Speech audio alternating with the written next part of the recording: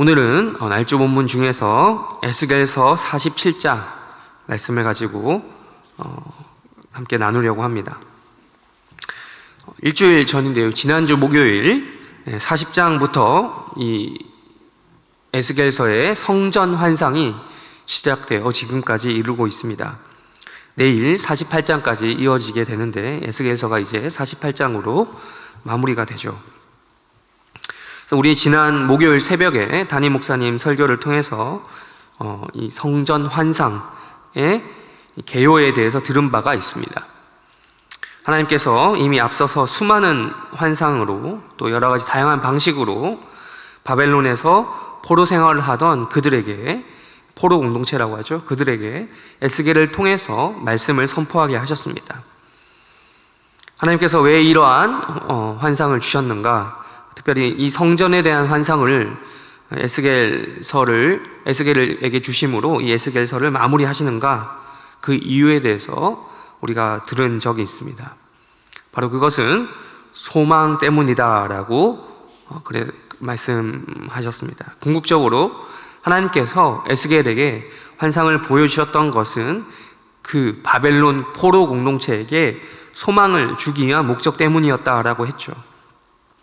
그렇다면 많고 많은 환상의 종류가 있었을 텐데 왜 하필 하나님께서는 성전을 보여주십니까? 성전 환상으로 이 계시를 마무리하는 목적이 무엇인지 우리가 기억하기 위해서는 현실적으로 그 포로 공동체에게 성전이 없었던 것을 기억할 수 있어야 합니다. 열왕기하 25장에 보면 이런 말씀이 있습니다. 제가 읽어드리겠습니다.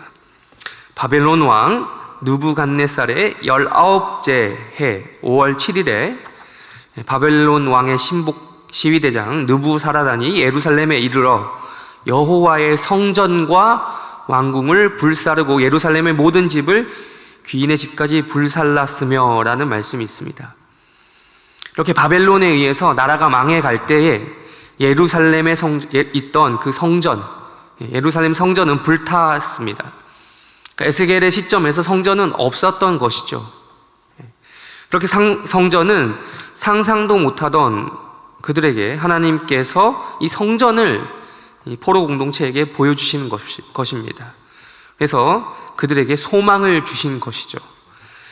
성전이 재건된다라는 것은, 성전을 보여주심으로 말미암아 성전이 다시 생기겠구나 하는 것은 곧 다른 말로 하면 나라가 회복된다는 말이고, 또한 포로 생활을 마친다라는 뜻이겠죠. 그래서 그들이 그리던 고향으로 다시 돌아간다는 말이죠. 이렇게 나라가 회복이 되면 자연스럽게 신앙생활도 제대로 할 수 있을 거라는 희망이 생기는 것이죠. 고향에 돌아가게 되면 다시 돌아가게 되면 우리가 그 이전에 우리 나라가 망했던 주요한 원인이었던 우상숭배 다시는 하지 않고 하나님 앞에 참된 의미에서 종교적인 의무를 기쁨으로 할 수 있을 것이라는 희망이 생기는 것이죠. 또한 제사장 신분이었지만 단 한 번도 그 직무를 수행해 볼 수 없었던 에스겔의 본 직책도 회복이 될 것이겠고, 각자의 모든 포로 공동체 사람들도 각자의 위치에서 기쁜 마음으로 하나님 앞에 제사를 드리러 나올 수 있게 될 것입니다. 그런 의도에서 하나님께서 성전 환상을 마지막 부분에 배치하신 것이죠. 그래서 이 환상을 통해서 절정을 이루게 하십니다. 그런 이유에서 40장부터 시작되는 환상은 40장, 41장, 42장에서는 이 성전의 구조와 사이즈를 보여주셨고요. 43장과 44장에서는 하나님의 영광이 가득 차 있는 새로운 성전의 모습을 또 보여주셨습니다. 또한 45장과 46장을 보시면 새롭게 분배될 그 새 땅에 대한 이야기를 시작으로 해서 성전에서 이루어질 군주, 통치자죠. 군주와 제사장이 마땅히 행동해야 될 그 본분에 대해서 말씀을 해주고 있습니다. 이 군주와 제사장의 최고 관심사가 무엇이 되어야 하느냐? 너무나도 당연한 이야기지만 하나님 앞에 드리는 제사라는 것입니다. 각종 절기와 날에 따라서 하나님 앞에 드리는 제사가 다시 한번 회복되어야 한다는 것이죠. 너무나도 당연한 이야기인데 이렇게 나온 이야기는 그렇게 하고 있지 않았기 때문에 이스라엘이 망했기 때문입니다. 다시는 성전에서 우상 숭배가 이루어지지 않을 것이다라는 것이죠. 열왕기서에 보면 나오게 되는 수많은 실패 사례들, 군주들이 하나님 앞에 예배드리지 않고 다른 짓 했던 그런 것도 더 이상 하나님 앞에 없다라는 것이죠. 하나님 앞에서 실패하고 싶어도 그럴 수가 없다라는 것이 새 성전이 보여주는 이미지인 것이죠.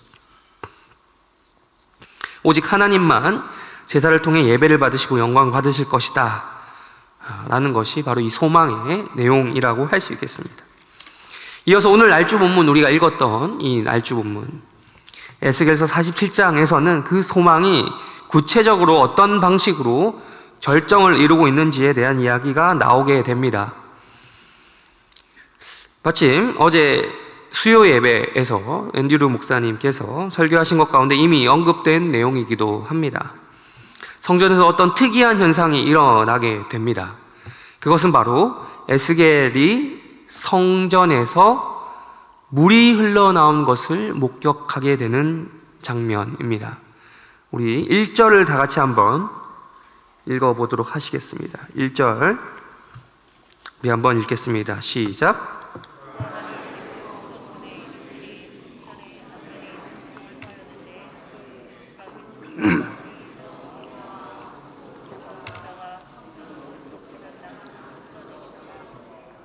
네, 성전에서 물이 흘러나온 현상을 지금 확인할 수 있죠. 특별히 또 자세히 보면 성전 문지방에서 밑에서 물이 흘러나온다라고 합니다.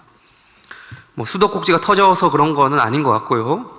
원래 성막들에는 제사장들이 손과 발을 씻기 위해 설치되어 있었던 커다란 물두멍이 있었습니다.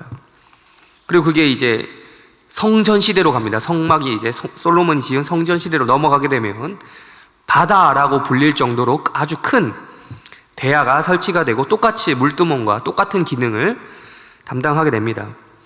제사장은 반드시 성소에 들어가서 어떤 다른 행동하기 전에 정결 의식을 여기서 치러야 했던 거죠. 손과 발을 씻어야 되는 것이죠. 이것은 곧 하나님 앞에 거룩해야 된다는 것이죠. 거룩하고 말고는 생명 혹은 죽음의 문제로 직결되기 때문에 이것은 중요한 의식이었습니다. 이 물두멍 혹은 바다라고 할 수 있는 이것에 들어있는 물은 어떻게 공급이 되었을까요? 뭐 물을 퍼날랐는지 모르겠고 또 뭐 수도관을 연결해서 공급했는지는 모르겠습니다. 그 구체적인 방법은 모르겠습니다. 근데 어떻게 해서 공급을 했던 간에 그 자체가 샘은 아니었습니다. 그 자체가 물의 원천은 아니었던 것이죠. 분명 외부로부터 물을 공급해서 물을 담아놓고 사용을 했습니다. 근데 오늘 에스겔이 본 성전 환상 가운데 나타난 이 물은 어떤 형태, 어떤 모습으로 있었겠습니까? 우리가 읽었다시피 문지방 밑에서 물이 나오기 시작했던 것이죠. 그 자체가 샘의 근원이었고 물의 근원이었던 것입니다. 근데 이 물이 어느 정도로 나왔는지 우리 2절을 한번 또 읽어보도록 하겠습니다. 2절 한번 읽으시겠습니다. 시작.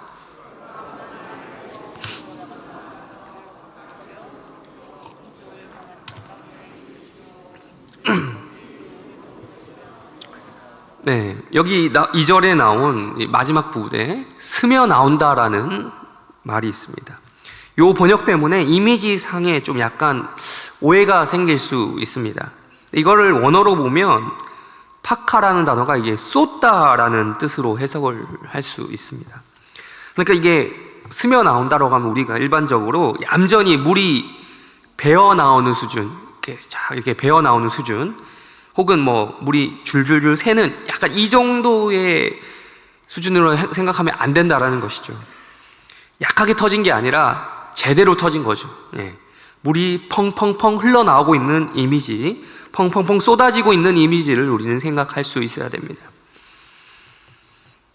그리고 나서 에스겔은 또 보게 되는 장면은 동쪽으로 갈수록 이 물이 점점 불어나는 이미지를 보게 된다는 것입니다. 3절 우리 한번 띄워주시면 보시겠습니다. 3절을 보시면 읽지 않고요. 동쪽으로 얼마 이동했다고 합니까? 네, 천척이죠. 천척. 이걸 이제 미터로 환산하면 약 450에서 500m 사이 정도, 그 정도 되는데 그 정도로 이동했습니다. 근데 보면 처음에는 물이 어디에 잠길 정도냐, 발목에 잠길 정도다라고 합니다. 이어서 4절을 보시겠습니다. 눈으로 보십시오. 4절. 다시 천척, 또 약 500m 정도 되는 거리를 이동해서 또 보게 됩니다. 보니까 물이 어디까지 이번에 올라옵니까? 무릎까지. 또다시 천척을 이동을 합니다. 그래서 보니까 물이 어디까지 이번에는 허리에까지 차올랐습니다. 그 다음에 또 5절을 보시겠습니다. 5절을 보시면 다시 또 천척을 이동해서 봅니다. 이제는 에스겔의 키를 훨씬 넘어서 발이 닿지 않을 정도로, 걸어서 지나갈 수 없을 정도의 높이가 된 것이, 수위가 넘은 것입니다. 사람의 발로 건너지 못할 정도가 돼서 수영을 해야지만 건널 수 있게 된 것이죠. 그리고 나서 하나님의 질문이 에스겔에게 임하는 것입니다. 우리 6절을 같이 한번 읽도록 하겠습니다. 6절 다 같이 함께 읽겠습니다. 시작. 나를 인도하여 강가로 돌아가게 하시기로. 아멘. 이 사람아, 이것을 보았느냐? 라고 물어보신 거죠. 그리고 난 후에 에스겔을 끌어 강가로 돌아가게 하셨습니다. 하나님께서 에스겔에 보았느냐라는 질문을 이번이 처음으로 하신 것은 아닙니다. 좀 많이 앞인데 8장에 보면요, 이미 여기 이 8장에서 3번이나 물어보신 적이 있습니다.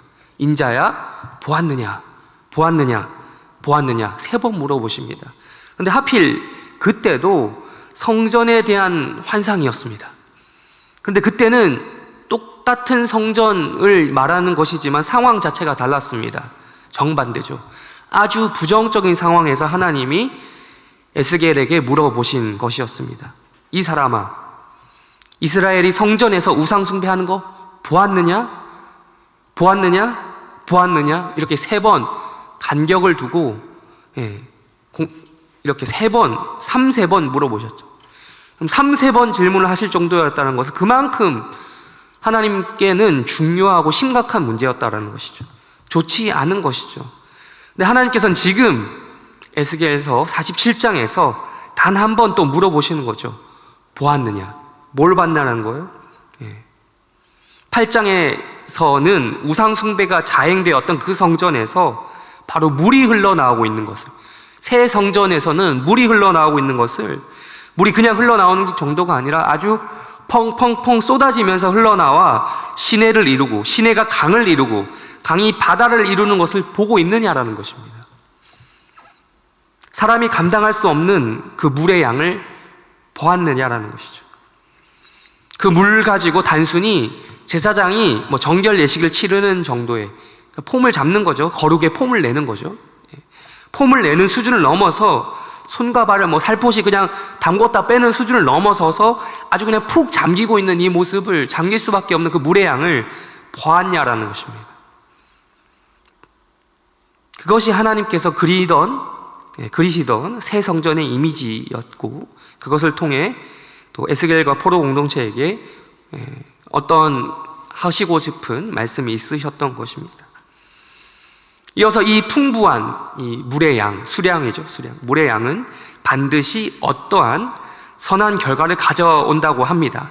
7절과 12절을 우리 한번 차례대로 읽어보겠습니다. 7절과 12절을 읽어보도록 하겠습니다. 먼저 7절 읽겠습니다. 시작. 네,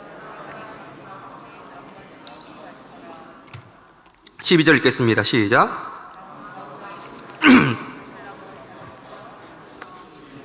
하며 열매가 끊이지 아니하고 달마다 새 열매를 맺으니 그 물이 성소를 통하여 나옴이라.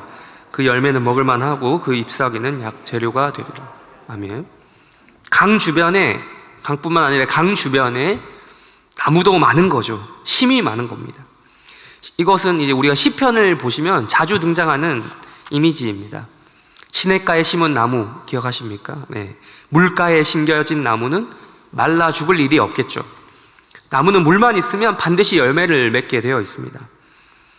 여기까지 딱 보면 여러분 성경을 좀 읽으신 분들은 생각이 나야 하는 장면이 있습니다. 두 가지입니다. 공교롭게도 둘 다 끝과 끝에 있습니다. 창세기와 요한계시록에 나오는 이미지입니다. 창세기에서는 첫 창조에 대한 이야기, 에덴 동산 이야기를 떠올리셔야 합니다. 창세기 2장에 보면 에덴 동산에서 발원한 강에 대한 이야기가 나오죠. 그리고 그 주변에 나무의 열매에 대한 이야기가 나옵니다. 또 반대로 끝에 가면 요한계시록에서는 새 창조에 대한 이야기가 있습니다. 새 하늘과 새 땅 이야기를 우리는 떠올려야 합니다. 이게 한문으로 하면 신천지인데 참 이단들이 좋은 말, 좋은 단어는 다 가져다 쓰죠. 그래서 참 이런 걸 쓰는 것 자체가 좀 불편함이 많은 것 같은데 아무튼 좋은 말입니다, 원래는. 계시록 22장에 보면 새 하늘과 새 땅에 있는 하나님과 어린 양의 보좌로부터 흘러나오는 생명수의 강 좌우에 있는 생명나무, 그 나무 잎사귀들을 약으로 쓰는 이야기 등이 나옵니다. 오늘 에스겔 47장과 좀 더 직접적인 관련이 있는 거죠. 사도 요한도 에스겔과 동일한 이미지로 환상을 보았던 것입니다. 이처럼 새 성전 문지방에서 흘러나오는 이 물은 생명의 근원 역할을 합니다. 그래서 가는 곳마다 모든 것을 살립니다. 나무를 살리고 그 나무의 열매로 그 열매를 먹는 사람도 살리고, 또한 잎사귀로 약을 만들어서 또 죽어가는 사람도 살리고, 또 여기서 끝나는 게 아닙니다. 우리 8절과 9절도 읽겠습니다. 아까 읽었던 말씀입니다. 다시 한번 읽겠습니다. 8절과 9절 읽겠습니다. 시작. 아라바로 내려가서 바다에 이르리니 이 흘러내리는 물로 그 바다의 물이 되살아나니라. 이 강물이 이르는 곳마다 번성하는 모든 생물이 살고 또 심이 많으리니 이 물이 흘러가므로 바닷물이 되살아나겠고 이 강이 흐르는 각처의 모든 것이 살 것이며. 아멘. 성전에서 흘러나오는 물이 강을 이루고 끝난 것이 아니라 이 물은 또 동쪽으로 향하여 흘러 어디에 도달한다고 합니까? 아라바라는 것입니다. 아라바. 이 아라바는 번역이 또 좀 찾아봐야 되는 건데, 이건 사해를 말합니다. 사해. 지금은 사해 아시죠? 사해를 또 다른 말로 뭐라고 합니까? 염해라고 합니다. 염해. 지금도 있죠? 혹시 우리 중에도 지금 이스라엘의 성지 순례를 다녀오신 분들이 계실지 모르겠습니다. 가셨던 분들을 분명히 반드시 가는 필수 코스가 바로 사해입니다. 여기 가면 저도 이제 직접 가보지는 않았지만 영상으로 보면 요즘에 워낙 잘 나와서 어떤 모습인지 잘 알 수 있습니다. 몸이 둥둥 뜰 정도로 높은 염도를 자랑하죠. 이곳은 생명체가 전혀 살 수 없는 환경입니다. 그래서 지금도 유명한 관광지이기도 하죠. 근데 성전에서 흘러나온 그 물이 이 아라바 사해까지 가게 되면 그 흘러나온 물의 힘으로 이 사해가 되살아난다라는 것입니다. 이 강물이 이르는 곳마다 물이 살아났다라는 증거로 그 물에서 심지어 생물이 살 수 있을 정도가 된다고 합니다. 물고기가 그냥 있는 정도가 아니라 심이 많게 될 것이다. 이것이 바로 에스겔 환상이, 성전 환상이 바벨론 포로 공동체에게 주고자 하는 소망의 메시지인 것입니다. 이 성전에서부터 나오는 물은 그냥 물이 아니라는 것이죠. 하나님의 백성들을 살리는 물, 하나님 백성들을 정결한 척하게 하는 그런 수준이 아니라, 거룩한 척하게 하는 그런 수준의 것이 아니라 이 정결함에 아주 푹 절여지게 하는 것, 푹 잠기게 하는 것, 거룩함에 푹 잠기게 하는 것입니다. 이 물은 사람의 힘으로 감당할 수 있는 수준이 아닌 것이죠. 거부할 수 있는 수준이 아닌 것이죠. 펑펑펑 쏟아지는 그 물은 하나님의 백성에게 생명을 가져다 주는 것입니다. 바로 이처럼 성전에서 흘러나오는 물은 생명의 근원인 것입니다. 말씀을 정리하도록 하겠습니다. 하나님은 우리에게 물으십니다. 앞에서 물어봤던 것처럼 물어보시는 거죠. 이 사람아, 보았느냐? 라고 우리에게도 동일하게 물어보십니다. 왜 그렇습니까? 우리에게도 똑같은 바로 이 물이 필요하기 때문입니다. 성전에서 흘러나오는 그 물이 필요한 것이죠. 하늘로부터 내려오는 신령한 그 물이 필요한 것이죠. 이 물을 경험했냐? 라고 하는, 보았느냐? 라고 하는 하나님의 질문 앞에 우리는 어떻게 대답할 수 있을까요? 혹은 이 물을 경험하기를 원하느냐? 라는 질문 앞에 우리는 어떻게 대답해 드릴 수 있을까요? 가만히 내버려두면 성전에서조차 우상숭배를 하기 쉬운 우리로부터 우리 스스로를 정결케 하고 거룩하게 하는 그 물이 필요한 것이죠. 손과 발을 씻는 정도의 양으로 안 됩니다. 발목에 잠기는 수준으로 안 됩니다. 무릎까지 올라오는 수준으로 안 됩니다. 허리에 잠기는 수준으로도 안 됩니다. 키를 넘어가는 수위, 그 정도로도 또 안 됩니다. 사해, 죽음의 바다, 사해조차도 생명의 바다로 만들 수 있는 그런 정도의 물이 필요한 것입니다. 사해로 비유했던 망해버린 나라, 이스라엘, 유다, 그 출신의 바벨론 공동체처럼 우리들도 동일하게 심각한 부패를 자랑할 수밖에 없는 존재입니다. 그 죄악의 더러움에서 깨끗하게 되기 위해서는 우리를 압도하는 은혜의 물이 흘러나와 우리가 그곳에 잠겨야 한다는 것입니다. 하나님께서 허우적대는 우리를 거기서 또 죽었다가 다시 살리시는 은혜가, 그 정도의 은혜가 있어야 된다는 것이죠. 우리가 오늘 읽지는 않았지만 열왕기 17장에 보면요, 드디어 우리가 잘 아는 주요 인물 아합 왕 시대에 그 인물 엘리야가 등장하게 됩니다. 엘리야는 그 심각한 가뭄 가운데서, 물이 없는 그 가뭄 가운데에서 그리시네가를 경험하게 됩니다. 물론 그 그리시네가에서 경험했던 그 은혜만으로도 족한 것은 사실입니다. 날마다 하나님으로부터 허락받은 그 흐르는 물, 시냇가, 그리시네가의 물을 마시며 사는 것도 은혜라고 할 수 있겠죠. 그러나 또 성경을 보면 그 시냇물도 곧 말라버렸다라고 말씀합니다. 우리에게는 시냇가 수준의 물이 아니라 쏟아지는 물이 필요한 것이죠. 당장의 목마름 해소를 위한 한 컵의 물도 소중하지만 근원적으로 가뭄이 해결되기 위해서는 쏟아지는 폭우가 필요한 것입니다. 쏟아지는 물이 필요한 것이죠. 수영할 엄두도 못 낼 정도의 물이 필요한 것이죠. 그 정도는 되어야 절망적이었던 바벨론 포로 공동체와 같은 우리의 나의 상황을 바꿀 수 있고 또 살릴 수 있을 것입니다. 이것이 성전 환상에서 흘러나온 물의 이미지를 통해 나와 우리에게 주어진 소망의 내용이라고 할 수 있습니다. 마침부터 좀 거창한 설교를 하지 않았나 싶은 마음이 있습니다만, 우리 인생을 돌아보면 이 정도의 은혜가 있지 않으면 오늘 하루조차 버텨내기 힘든 인생을 많이들 살아가고 계십니다. 오늘 아침 또 여기 해림교회 성전에 나오신 여러분들, 이 성전으로부터 흘러나온 은혜가 우리 모두를 압도하기 바라는 마음을 가지고 기도를 하셨으면 합니다. 또한 영적인 문제뿐만 아니라 코로나로 여전히 위축된 우리 인생, 그 생계가 있습니다. 그 생계 가운데, 우리 인생 가운데, 또한 특별히 또 교회의 각종 사역, 특별히 전도 사역 가운데 하나님께서 많은 은혜를 주시기를 기도해야겠습니다. 과실나무가 많이 자랄 수 있도록, 열매가 끊이지 않을 수 있도록, 타인의 상처를 치료하는 나와 우리 교회가 될 수 있도록, 물고기가 많이 사는 생명의 물이 될 수 있도록 기도하면서 오늘 하루를 시작하도록 하시겠습니다. 담임 목사님께서는 노예 장로회 강사 일정으로 잠깐 외부에 출타 중이십니다. 많은 기도를 부탁드립니다. 우리 주기도문으로 기도하고 각자 개인기도 제목 가지고 기도하시다가 때가 되면 돌아가시기를 바랍니다. 기도하시겠습니다. 하늘에 계신 우리 아버지여, 이름이 거룩히 여김을 받으시오며 나라의 마옵시며 뜻이 하늘에서 이루어진 것 같이 땅에서도 이루어지이다. 오늘날 우리에게 일용할 양식을 주옵시고 우리가 우리에게 죄 지은 자를 사하여 준 것 같이 우리 죄를 사하여 주옵시고 우리를 시험에 들게 하지 마옵시고 다만 악에서 구하옵소서. 되게 나라와 권세와 영광이 아버지께 영원히 있사옵나이다. 아멘.